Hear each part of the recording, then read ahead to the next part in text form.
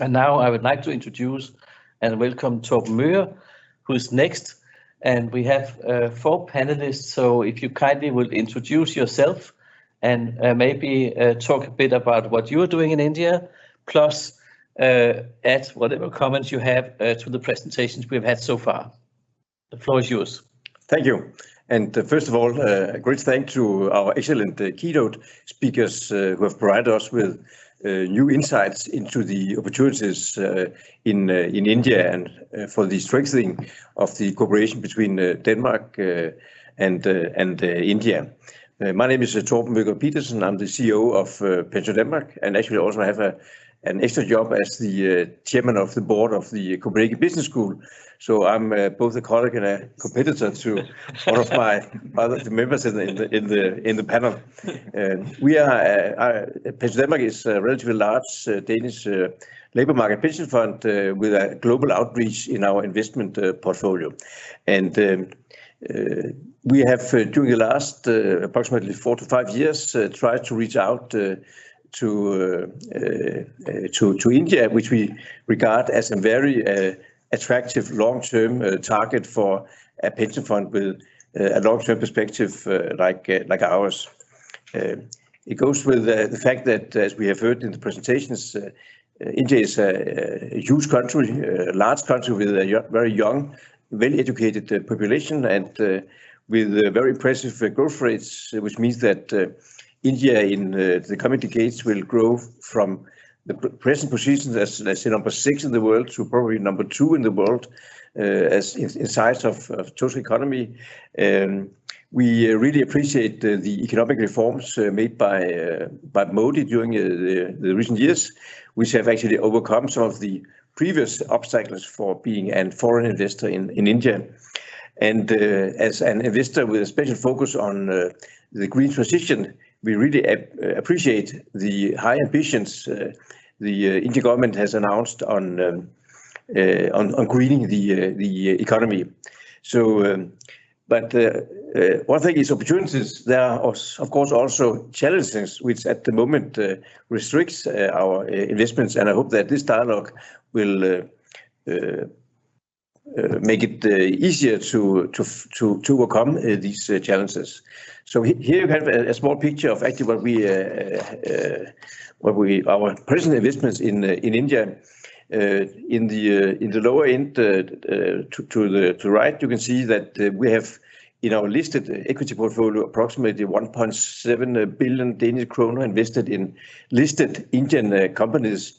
Our largest position is in the Housing Development Finance Corporation, which reflects our positive, let's say, focus on the housing and the finance sector in India. And the other pictures reflects the fact that when we are making direct investments into India, we're doing that in fund structures and in cooperation with, let's say, partners with special skills and a long-standing experience being, let's say, on the ground with boots on the ground in India.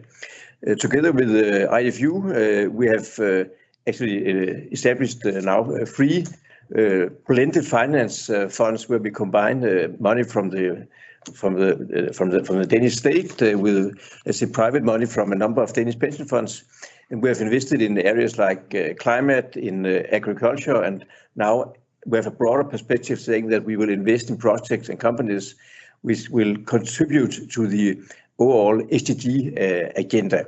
And here there's some 4 nice pictures. We are investor in a number of wastewater treatment plants. We have an investment in Sartor Foods, which is working with freezing dried fruits and vegetables. We are involved in a fertilizer company called Ramagundaman Fertilizers. And in our latest fund, the SDG fund, we are involved in Leap India, which is a very promising company trying to establish storage facilities for food all over India to address one of the big challenges in India, the fact that there's a massive waste of food from the farmer to the end consumer, and modern storage facilities will be a part of the solution to this issue. Next to these blended finance funds, we last year, together with other pension funds, established a dedicated renewable energy fund called the New Market Fund, which will have focus on making investments as direct investments into renewable energy infrastructure projects in emerging markets. We will actually tap into our experiences making that kind of investments in Europe, US, Taiwan, Australia, and let's say transform or copy-paste these experiences to into the emerging markets where the need for renewable energy is extremely large, but also where the ambitions, as I mentioned before, are very large. We have looked. The New Market Fund has a total funding capacity of approximately $1 billion, and with average gearing facilities, we have investment capacity of factor 3 or something like that. We are looking into a number of projects in India. Last year, we actually took part in the tender of a large 1 gigawatt offshore project with a very ambitious timeline. But I must admit that we have put that project on hold because the assumption of the conditions were quite challenging, and it especially has something to do with the price levels in the PPA, which is substantially lower than what you can get in similar markets in the region, and also issues dealing with lack of, say, inflation protection, and also issues with currency risk, as also was mentioned in the last presentation. So if we have to hedge our exposure to the Indian currency, that is so, let's say, expensive with the present interest rate structures that it reduces the net rate of return for a Danish-based investor too much. We have also looked into offshore wind projects, solar and other projects, but until now, to be honest, we have not been able to find projects which live up to our, let's say, critical level of expected rate of return. But it's early days, and we think that the recent memorandum of understanding between Denmark and India on the green energy transition could maybe change this picture, and we would be very happy to continue this dialogue and hopefully be a long-term partner for India in the green transition, taking speed during the coming decade. Thank you. Thank you so much, Torben, and I think that we really are fortunate to have speakers who speak out loud and clear. And first we had Freddie, and we had Amitabh Kant, and we had Atul, and both Freddie and Atul are still here. And I think that the messages are getting clear that we need to look at how can we get the conditions right in order to get this to work. And one of the conditions is that those industrial companies that are important also, that they succeed. One of those companies is Danfoss. And we are pleased to have Christian Strand with us now. And Christian, if you kindly will present yourself at Danfoss and talk about your reflections on the presentations we have had so far. Yeah, it was yours. Thank you, Sandeep. And I would also like to thank the presenters. I'm from Danfoss, heading our cooling, refrigeration, and air conditioning business globally. We are one of the companies that have invested in India and have been there for quite some time. We have 3 factories and 8 offices throughout India, 1,800 people. And we do not only production, but we also do a considerable amount of R&D activities. And over the past years, we also source more and more components from India. So I can definitely echo to what both Freddie and Mr. Kant said about the opportunities in India. They are huge. And we have, as I said, local footprint, we have knowledge, and we have a lot of components that can help being energy efficient, that can support the green transformation that we're looking for in India. So what we hope to get out of these discussions here is to find a model how to deploy this in bigger scale. We have done a lot of projects where we have been engaged in building new cold storages, that's demo projects, working with the banana farmers on ripening bananas in Tamil Nadu and how to transport them over further distances and so on. But we need to get scale into this, and this is really where we are interested. We are committed, as I said, we are already in India, we are committed to also bring in more production and to produce the components locally. We see there is a lot of skills in India. We have a lot of competent people also working globally for us coming from India. So that point of India is definitely good, but we need a model. Yes. To Torben's point also, to how do we scale it. Thank you so much, Christian, and it was again clear speech, and I think that we can now start seeing the links between the funding and actually the execution. And Per, in a way, you are connecting all three worlds in the sense that you are a board member of Danfoss, you are also a scientist, and you are also the chairman of DTU. I would pass over the floor to you, and I ask you to present yourself and then give your comments, please. Thank you very much, Sandeep, and thank you for organizing this. Thank you to the other presenters and panelists. It's a pleasure for me to have a chance to give my input on the technology side. I'm a chemical engineer from training many years ago. I made my career being a scientist, developing technologies for the globe, more than 30 years in the Novo Group. And part of this, I also built back in around 2000 an Indian R&D facility, which today has more than 100 employees, and who will both serving the Indian but also the global market from new technology development. So I have worked in India over many years and developing technology. So I understand some of the challenges we have applying technology. And I don't consider the two universities being competitors. We need each other, because if nobody can help me sell the technology solutions and implement in the market and have a financial return on the technology is not worth a lot. So for me, it's quite important that we find technological solutions which make sustainable solutions on the more long term. And yes, Denmark is in a very good position when it comes to sustainable technology. But these have, to be honest, primarily been made for Danish systems and Danish problems. When we go to India, there's no doubt that it's different set of problems, it's different set of scale. As pointed out, we have some skills in Denmark. India for sure has scale. And jointly, I believe that it's important that we find a way to put the technology in operation in India so it is sustainable. I had the pleasure of meeting Vijay Rajavan around 6-7 months ago in a visit to India, which resulted in a report on how could Denmark and India work together, how could we see some opportunity. And Vijay was very frank and told India has a burning platform. India has around 400 people migrating from the land side into cities over the next 10 years. 400 million people. 400 million, sorry, yes.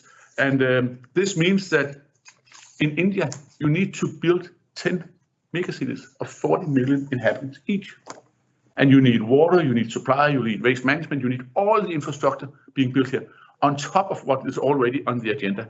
And obviously, you cannot do this without a leap step in technology development. And for me, the personal learning was that at least I have two ideas for concrete projects we could do between Denmark and India.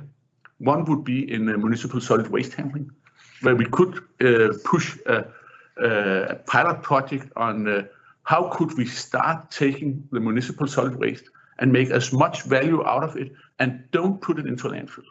In India, you put 99% of the municipal solid waste in landfill.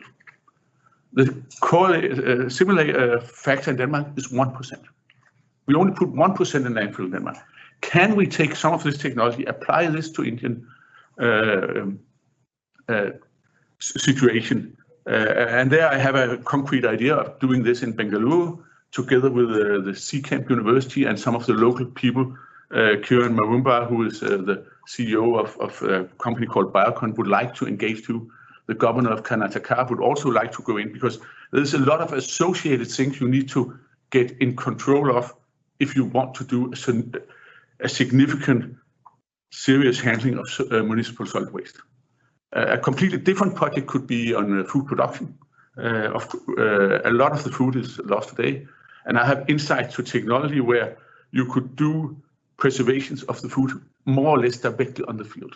So you, in a natural way, could preserve the food, so you can transport it and you can use it across cities, and you will not need refrigeration. And other places we still need a lot of refrigeration, but you would not need refrigeration to preserve the food. So I think there's actually plenty of opportunities, and we know, of course, water infrastructure are massive things to embark on. And being a technology nerd, I would love to put the technology into play, but making sure that we do it in a sustainable manner, both from a technology point of view, but also from a financial point of view. Brilliant. Thank you very much. Brilliant. Thank you so much. I think we start seeing a kind of pattern here, and the different parts of the puzzle fit well together. One of the additional puzzles is, as we talked about earlier, the funding. And before I hand over to Bo, I mean, you already have significant investments in India, and you have a track record, like Torben, as Amitabh Kant mentioned, of being very good at doing investments. Let's get a presentation of you and see worldwide, and also your reflections of what you've heard so far. So the floor is yours, please. Thank you. Thank you, Sandeep, and also thank you to the other keynote speakers and to the panel. We are investors and have been investors in India for a number of years, and I think the next slide will provide further details on that. So we basically invest on behalf of institutional investors all over the world, and we've invested in Indian equities for more than 15 years. At this stage, we have about $1.4 billion invested in listed equities, in Indian equities. And if you move the page one, we've heard from the panel and from keynote speakers about the opportunities, about the challenges as well. And for us, me personally, I think it is rather seldom in your career that you come across a situation like India. I think it was Voltaire that says common sense is not that common. But then when you just step back and you look at the big picture, you actually see India reflecting three of the biggest themes over the next 20 years. The first one is the digital opportunity we've talked about several times, but this gives the opportunity for India to skip development levels. And this is a rather unique opportunity for India, and lucky for India to be in that opportunity if taken. The other one is, of course, what we've talked about also, the massive wave and lust in investing in a green transformation in what we call the circular economy. We think that's another big change, and we've touched upon that. And then finally, and what was highlighted by Arturo Bres as well, number one in telecom infrastructure, meaning that you have the biggest pool of young people in the world that are connected. And when that happens, and if they're given room to expand, that's a tremendous opportunity. So when we step back and look at that, we definitely see challenges, but we also see smaller groups of unique entrepreneurs that understands how to exploit the opportunities. So for us, we think it's easy over the next decade or two to just find growth and then create a win-win situation for investors and the companies that we invest in. We stick to the listed, but that would be our perspective. Excellent. Well, thank you so much, Bo, and I'm sure we'll come back to many of the issues that you all have mentioned. I really think that we are getting onto something because we now see a lot of dots. We need to connect them. And part of connecting the dots is, of course, to get both the public sector and the private sector to work together. And I'm very pleased to introduce Torben Huss. You're the CEO of IFU, which is the investment fund for developing countries. And I know that you have prepared a question. So let's pass on straight away. Who would you like to ask the first question to? Well, I would like to ask Torben Møhr from Pension Denmark. Given the investment opportunities within infrastructure in India, within waste to energy, water, renewable energy, so forth, what does it take for Danish pension funds to invest more than they are today? Well, as we heard in the keynote presentations, the need for large investments in infrastructure is huge in India. I think that Pension Denmark, but also most other Danish pension funds have, let's say, a comparative advantage. We can, let's say, create a win-win situation, especially in the renewable energy area, renewable energy infrastructure area, and especially when it comes to offshore wind, where we in Denmark have this quite unique cluster of technology companies making world-class turbines. We have engineer companies who can provide advice and design, and then we have investors who have a long track record and experience in investing in that quite complicated structure as an offshore wind farm actually is. And that's why I think that you will in the coming years see a focus from Danish institutional investors on when it comes to direct investments in the offshore area. I think onshore wind and solar is so competitive, and you have a lot of local, let's say, investors and producers. So that's not that relevant for us from Denmark. But when it comes to offshore industry, India is a non-mature market, and India needs, let's say, partnerships with experienced developers and investors to realize the very ambitious goals they have for building up an offshore wind industry and capacity.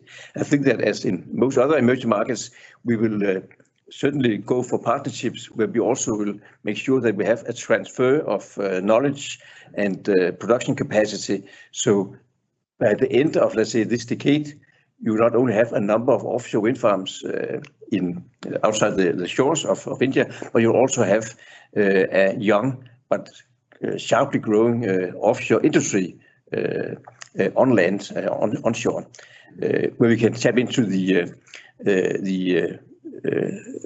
pool of well-educated engineers. We can provide also, let's say, blue-collar workplaces in the construction of turbines and all that kind of stuff. And we can make sure that that India will get, let's say, a doubled effect. You will both get green power from your offshore wind farms, but you also get growth, new jobs, and future-oriented jobs in India. So I think that will be our focus. Yeah. Well, thank you very much indeed. I think that, again, we are getting closer and closer to something where we have a sense of what it takes. And some of it also requires that we kind of transfer knowledge and know-how. And we have a question here from the viewers, and it's Suhansu Rai, who is a professor at Copenhagen Business School. And his question is to you, Christian Strand, and maybe Per, you can supplement afterwards. He says, the underbelly of all industrial efforts is based on the skills of its population. How can Denmark and India collaborate in this area? How can Danfoss support an Indo-Danish initiative focused on skills development? Yeah, thank you for the question. That's a good one. I think the skills, all the skills we see in India today in terms of doing R&D and doing production and all this is all in place. So I think it's about how do we deploy these technologies that we have in Denmark in India. And one of the learnings that we have had is that also to Per's point before, we cannot sit in Denmark and design these things. So we need to invest more in the R&D And we need to take these solutions and then tailor them or invent them in India with the knowledge that we have from Denmark. Yeah. So I think that's an area where we need to step up, because otherwise we are not cost competitive, and we also engineer them and develop them on a different background. So I think that's at least one of the learnings that I would see. And then I have an addition to that. Actually, back in 2009, together with Henning Holt Larsen Foundation, Novozymes, and DTU, we started an exchange program between PhD students in Indian universities and Danish universities, trying to get educational swaps. And we have been running that now for 11 years, very successfully, where we get Indian students to Denmark, we get Danish students to India, and by that we get a cross-fertilization between the universities and develop people with the right skills for the next technology. Could we do more of this? Yes, we could do way more. But again, of course, you could say the million I could come with from Novozymes and the million Henning Holt Larsen Foundation could give gives you only a certain scale.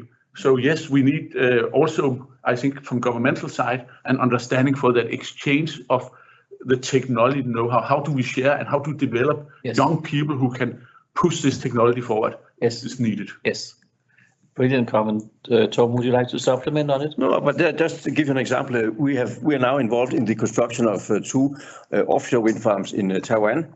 And a part of the agreement with the Taiwanese government is that we are funding the education of specialized offshore wind workers who will be operating the platforms when they are built, and also educating or designing special courses for engineers. So during a few years, you will have, let's say, skills in Taiwan, which will make it possible for Taiwan to become the, let's say, the Asian hub for offshore wind, which is their ambition. Yeah. So I think that we are certainly prepared for making these kind of transfer agreements as an integrated part of the agreement to build, to design and construct, operate an offshore farm, for example. Yeah. Great. And Bo, if we pass it on to you, you are an investor and you would like to invest in listed companies. Would these kind of developments, more interaction between Denmark and India, make any difference to you? It will always matter. It is we have a fundamental belief in actually sharing ideas. If you start sharing an idea with very intellectually capable people, we know that there's a lot of people like that in India. When you get into that situation, you start cooperating. Both parties will benefit. So at the end of the day, absolutely yes. And we again think that there are many great teams to cooperate with and make that exchange. Yes. Maybe that's a good point to bring in you again, Freddy, because now you more or less have 5 people here around the table in Copenhagen waiting for you to take some more initiatives. Are you ready? Oh, we need to get your microphone on. We can't hear you. We lost your sound. Can you just check your yeah, I'm ready. Freddy is ready. But that's how life is, you know. I think just to touch base a little bit about what Torben Møger said, just to tell you how we are working and why we see India as kind of long-term destination for our cooperation and potentially also for investments. When we talk about offshore wind, from August 1st of this year, we'll have an expert that will be part of the Ministry for New and Renewable Energy. This person is going to help and assist the Indian government to develop all the regulatory framework for offshore wind. As you rightly said, it's, India is far away from having offshore wind. And this morning I met with the new secretary in the Ministry of New and Renewable Energy, and we talked about this. And he knows what kind of requirements we have from our side to make this sector really moving. And they're really ready. So that's one thing, to bring in an expert who will help them, guiding them in the regulatory side, develop all the schemes that will meet your requirements when you are going to invest and so forth. Secondly, we have also, and that was also mentioned, we have signed an MOU about closer collaboration between our Ministry for Climate, Energy and Utilities and the Indian Ministry of Power. And the idea is also to bring in an expert who will help the Ministry of Power. They are in charge of the grids and all that. So in that context, we are trying really to build up the system and the backbone that will allow huge investments into the offshore wind sector. So I think by combining all these things, we can move ahead. I also would like to say a few words about this SGD. Yes. And please go ahead. Project.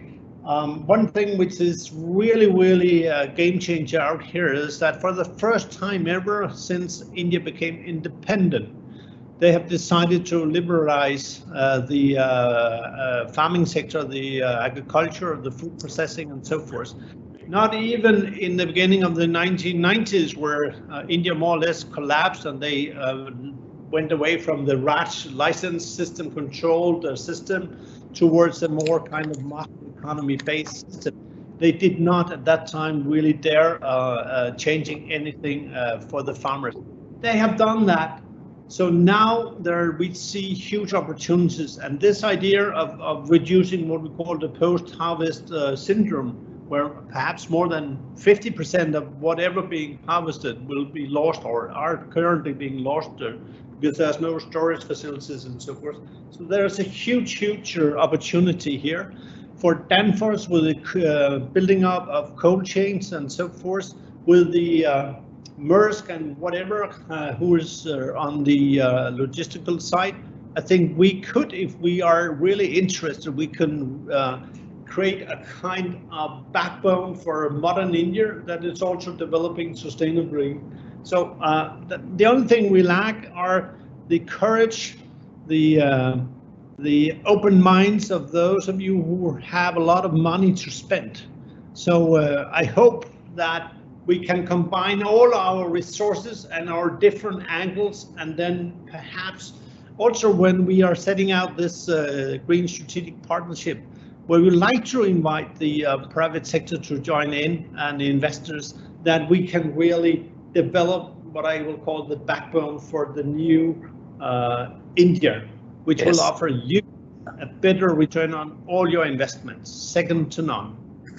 Thank you. Thank you, Freddie. And I think that the key point that you made at the end is very important, that it's investments. It's not a matter of just spending the money. It's a matter of getting payback also.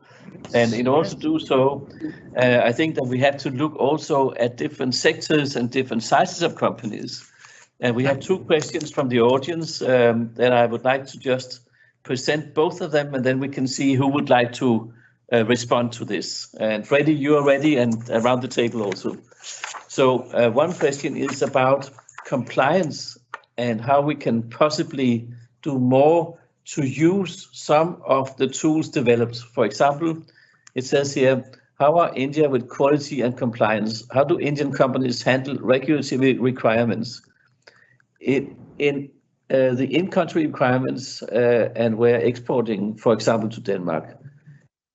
Is there anything that could be useful there?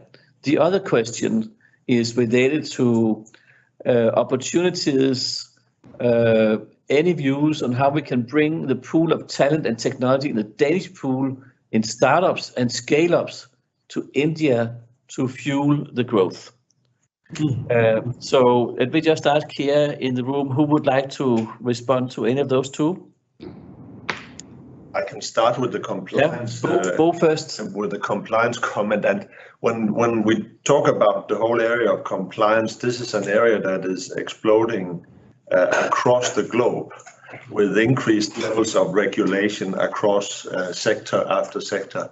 So I don't see this as a particular India problem. I think that there are many levels of compliance in India, with some companies being at very high global standards. But what I want to say is the global standard is moving. Yes. And all countries are having a huge, I think, challenge in living up to increased levels of compliance Yes. across sectors. Yes. So Freddie, I guess that you are also in agreement that this is something that we can start building on, and that's something that we can maybe contribute to India on also. Yes, of course. And may I take as an example the pharmacy industry out here. I think many of you will have a kind of memory about the Ranbaxy, which was an Indian company that were sold to a Japanese giant. And since I've served in Japan, I know these guys, and I also went to see it during my first tenure to see and talk to the Japanese management. And it was really in a short time, it was revealed that everything was more or less falsified, and the data and all that, and all the regulatory issues, the compliance, everything was falsified. India learned a lot from that. And now, I think perhaps our friend from Danfoss, Christian, can say a few words about it as well, being from the industry. But India knows that India has to comply. India cannot just develop their own standards. If they want to be part of the international economy, then they have to comply. And just recently, yesterday, I think they just announced a new set of rules for clinical trials, and they are top standard. They are really meeting the global standards as an example. So I think there are a lot of opportunities there. Of course, we can do a lot, and we would like to see, because Prime Minister Modi mentioned in his conversation with our Prime Minister that India would dearly want to work closely with Denmark when it comes to life science. India would like to present themselves as the world's pharmacy. And in order to do that, and in order to secure that we in Denmark have the necessary supply of needed agents and drugs and whatever and whatnot, then we have to work closely with the Indians. So why can't the Ministry of Health, why can't the different agencies are dealing with that in Denmark, why can't they look to India? India is begging us to support them. So let's work with them, and there's a huge upside there. Can I say a few words about the other question about startups? Yes, please. Interestingly, when I was in the Prime Minister's office last week to follow up on the talks between our two Prime Ministers, one of their suggestions was really, let's get a bridge between Danish and Indian startups. We want really to work closely together. Today, India has more than 20,000 startups, and they don't have the scale, but they have the skills. So when we are talking about Denmark having the skills and different here, and we are really trying to move this idea of having a kind of a bridge, let's say privileged bridge between the Danish startups and the Indian startups. Do not forget that the Indians are smart people. They have the technology, they have the digital skills, and they have the hunger that we might not have in Denmark to develop all these startups. So there are huge opportunities. And all the multinationals, sorry, just last word, all the big multinationals, they are eagerly scouting for Indian startups because they know this is perhaps the next bridge into a future that they're all looking for. So keep an eye on that. Yeah, it's really something that is very interesting. Yeah, thank you so much, Freddie. I'd like to come to a close now, but before, let me just ask if do you have a comment to what Freddie just said? Just very shortly. A few years ago, we established an organization called Denmark Bridge, managed by the Danish Growth Fund, Vækstfonden, which have established, a close relationship between Silicon Valley and a number of Danish companies. And it is actually at this moment being discussed whether we should make a Denmark Bridge sister, focusing on India and other growth economies in Asia. And because the experiences from the Silicon Valley Denmark Bridge has proved very promising. So I think that we will, in a relatively short time, be able to launch such an initiative. And I see a lot of heads nodding. That's yes, a very good I idea. think I can support that 100%. as a contribution and a support. Thank you so much, everyone. Thank you to Arturo. Thank you to Freddie. Yeah, just one word. Yes. Can you hear? Yes, we can. When I was in the Ministry for New and Renewable Energy, there was a kind of a logo motto displayed all over. Oh. And it said scale, skills, and speed. So India has the scale, Denmark has the skills, and jointly we can really develop the speed. So Yes. we are here. Brilliant closing. Thank you so much. And we have the funding. And we have the funding. And Torben Huus, I'm so pleased that you keep reminding us that we have. I mean, that's what the ambassador said is a requirement for these projects. You have to come with the money. You can come with everything. That's even better. That's perfect. So thank you so much, everyone.